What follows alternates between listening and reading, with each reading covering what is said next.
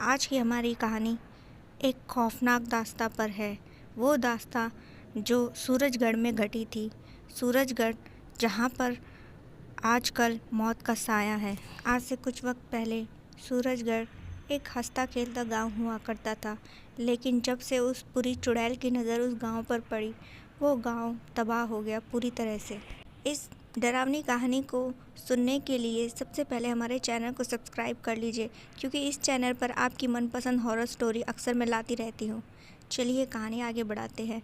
सूरजगढ़ एक हंसता खेलता गांव हुआ करता था, लेकिन वो काली चुड़ैल की नज़र जो उस पर पड़ी, तो उसके बाद वो आज तक तबाह ही है। जब से उस काली चुड़ैल की नज़र गांव पर पड़ी थी, वहाँ चारों ओर सन्नाटा पसरा हुआ था।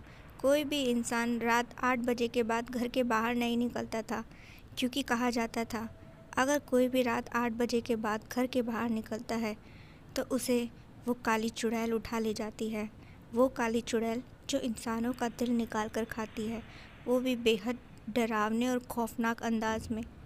इसीलिए पूरा गांव बहुत ही ज़्यादा भयभीत हो चुका था और कोई भी इतनी हिम्मत नहीं कर पा रहा था कि रात 8 बजे के बाद घर के बाहर दिख जाए। लेकिन यहाँ पर प्रताप का एक शहरी दोस्त था, जो अभी एक दिन पहले ही सूरजगढ़ में रहने के लिए आया था।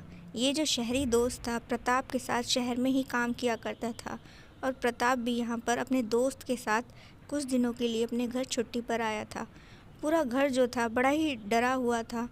उन्होंने प्रताप को डांटा और कहा कि चल तू आया तो ठीक था, लेकिन अपने दोस्त को क्यों लेके आया? क्या जानता नहीं हमारे गांव में काली चुड़ैल का साया है? प्रताप ने कहा, अरे माँ, ये तो बहुत पुरानी बात है। अब तो ये सब चीज़ें ख़त्म हो चुकी होंगी। ये भी भला कोई बात है? आप मुझे तो डांट ही रही हैं, साथ में मेरे दोस्त को भी डांट रही हैं। तो इस पर उसकी माँ ने कहा, बेटा, यहाँ पर मौत बसती है और मौत के आगे किसी का बस नहीं चलता। तुझे यहाँ से आज ही निकल जाना चाहिए, ये जगह सही नहीं है। तो प्रताप का जो दोस्त था, उसने कहा, माँ, आप चिंता क्यों करती हैं?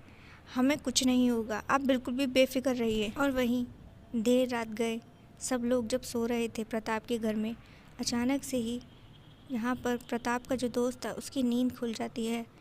उसे ऐसा लगा जैसे कि कोई उसका नाम लेकर पुकार रहा हो, वो भी कोई लड़की जिसकी आवाज़ बेहद मीठी और सुरीली थी। उस आवाज़ को सुनने के बाद जो था, प्रताप का दोस्त घर की खिड़की से बाहर की ओर देखने लगा था। उसने देखा कि बेहद खूबसूरत लड़की घर के बाहर खड़ी उसका नाम पुकार रही थी। उसको लगा कि जैसे ये कोई गांव वाली है, शायद उसे देखकर जान गई हो और अब उससे बात करना चाह रही हो। रात गए प्रताप के दोस्त ने उस लड़की का चेहरा जैसे ही देखा, उसने तो जैसे अपनी समझ बेच खाई हो, और बिना किसी बात के सोचे समझे उसने घर का दरवाज़ा खोला और उस लड़की के पीछे चल दिया। वो लड़की भी एक जगह ठहरी नहीं थी, वो उसे अपने पीछे पीछे लेकर गांव के पास वाले जंगल में लेकर पहुंच जाती है। और जब यहाँ पर प्रताप की आंखें खुलती हैं और अपने दोस्त को अपने बाजू में ना देखकर वो एकदम से घबरा सा जाता है।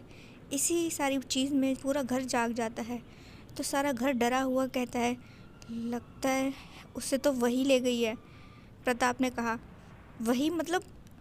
तो माँ ने कहा, बेटा, वही काली चुड़ैल, वो उसका दिल निकाल कर खा जाएगी बहुत बेरहम तरीके से। ये तूने क्या किया? क्यों उसे यहाँ पर लेकर आया?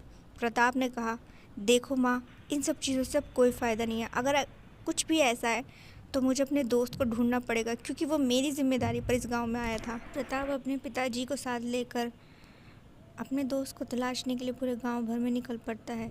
और यूं ही तलाशते तलाशते उसके पिताजी ने कहा, बेटा, अगर वो इस गांव में नहीं है तो ज़रूर पास वाले जंगल में होगी, क्योंकि कहते हैं कि उसका ठिकाना वही है।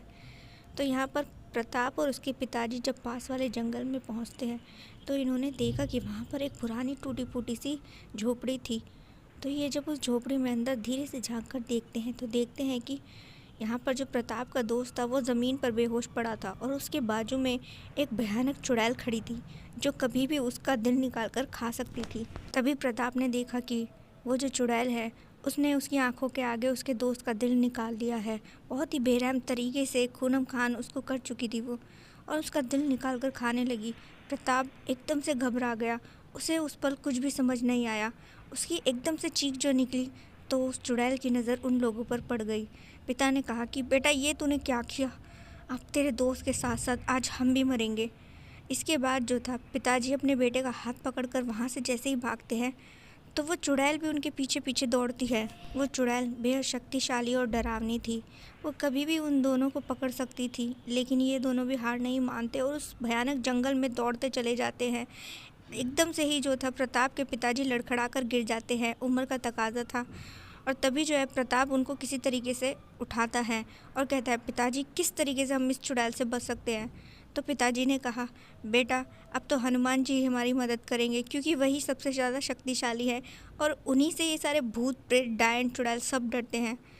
हमें हनुमान चालीसा पढ़नी चाहिए, अब हनुमान जी ही हमारी मदद कर सकते हैं। और जैसे ही वो चुड़ैल उनके करीब पहुंचती है और प्रताप के पिताजी को पकड़ लेती है, तो यहाँ पर प्रताप और उसके पिताजी एकदम से ही हनुमान चालीसा पढ़ने लगे और हनुमान चालीसा के मंत्र जैसे ही उस चुड़ैल के कानों में पड़े, वो फ़ौरन वहाँ से दौड़ गई और फिर कभी उनको नहीं दिखाई दी।